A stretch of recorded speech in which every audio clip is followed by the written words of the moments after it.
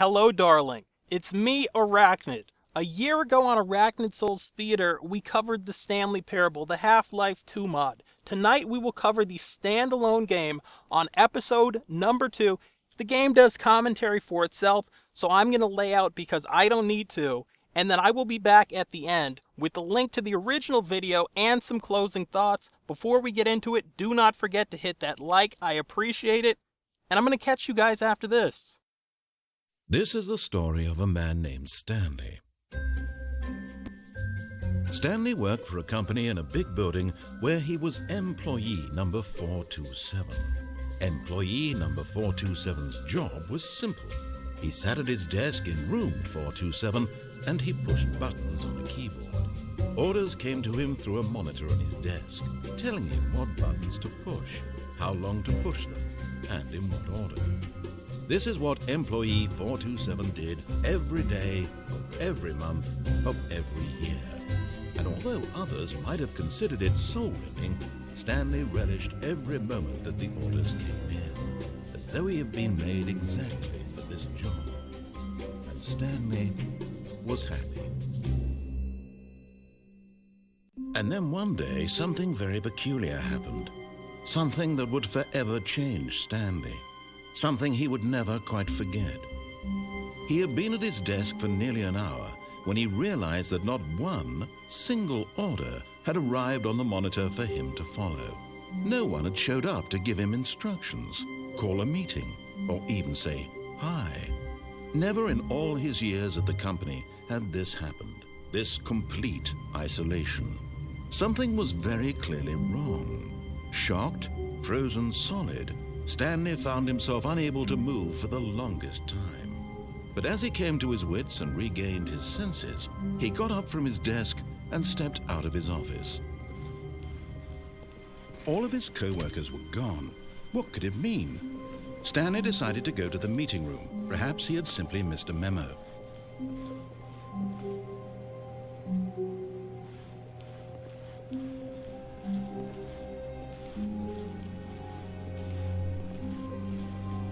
When Stanley came to a set of 2 open doors, he entered the door on his left.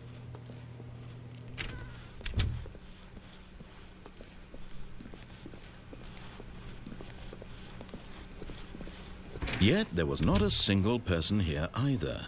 Feeling a wave of disbelief, Stanley decided to go up to his boss's office, hoping he might find an answer there.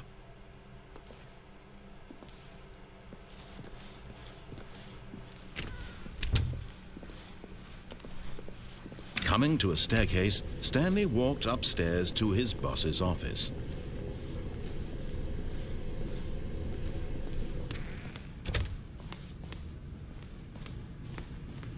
Stepping into his manager's office, Stanley was once again stunned to discover not an indication of any human life. What could it mean? Stanley wondered aloud to nobody. He began wildly tearing through papers on the boss's desk, pulling books off the shelf, looking behind paintings, desperate for clues to his situation. But his attention was caught by a keypad behind the boss's desk. What could its purpose be?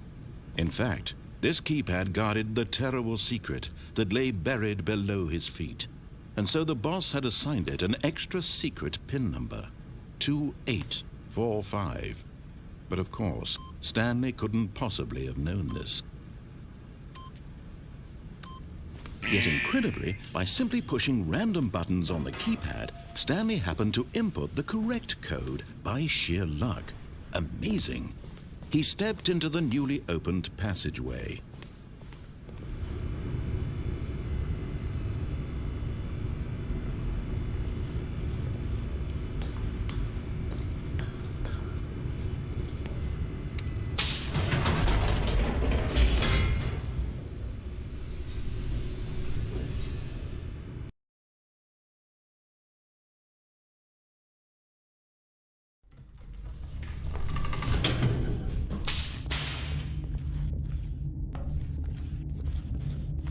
Stanley walked straight ahead through the large door that read Mind Control Facility.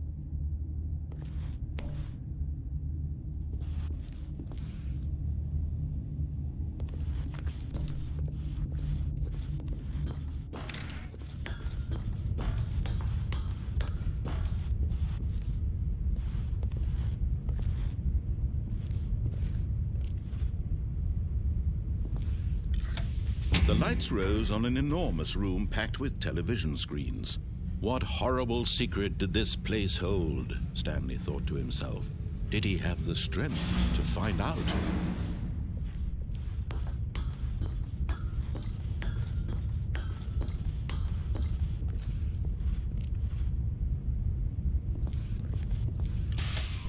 Now the monitors jumped to life, their true nature revealed.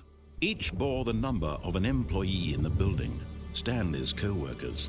The lives of so many individuals reduced to images on a screen, and Stanley, one of them, eternally monitored in this place where freedom meant nothing.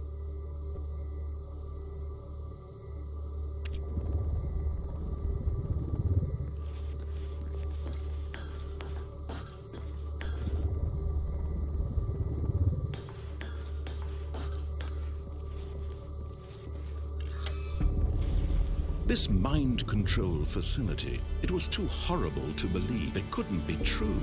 Had Stanley really been under someone's control all this time? Was this the only reason he was happy with his boring job? That his emotions had been manipulated to accept it blindly? No, he refused to believe it. He couldn't accept it. His own life in someone else's control? Never! It was unthinkable, wasn't it?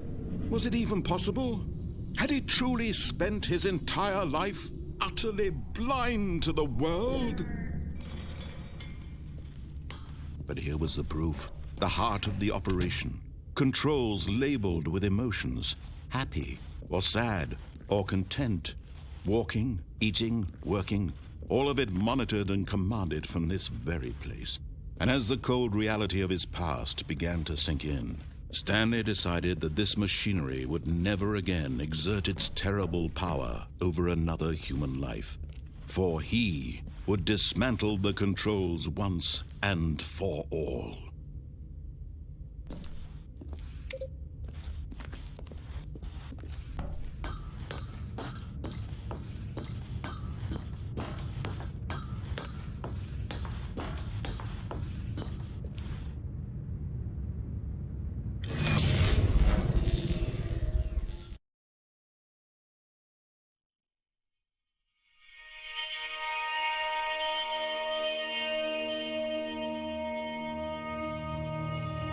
Blackness and a rising chill of uncertainty.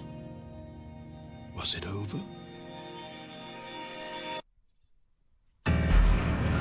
Yes! He had won! He had defeated the machine, unshackled himself from someone else's command. Freedom was mere moments away. And yet, even as the immense door slowly opened, Stanley reflected on how many puzzles still lay unsolved. Where had his co-workers gone? How had he been freed from the machine's grasp? What other mysteries did this strange building hold? But as sunlight streamed into the chamber, he realized none of this mattered to him, for it was not knowledge or even power that he had been seeking, but happiness. Perhaps his goal had not been to understand, but to let go. No longer would anyone tell him where to go, what to do, or how to feel. Whatever life he lives, it will be his. And that was all he needed to know. It was perhaps the only thing worth knowing. Stanley stepped through the open door. Wow, that was quite a parable. I want to know in the comments section what you thought about that, and if you want to see me play the game again and do different things so things turn out differently. Also on the screen right now, as you can tell, there's two links. There's a link to the original version of this game, the original episode of ArachnidSoul's Theater, and the other link is to Kitty Powers Matchmaker, one of my favorite videos ever. Go check them out. Until next time, unpleasant dreams, and I will catch you girls, guys, and everyone else later.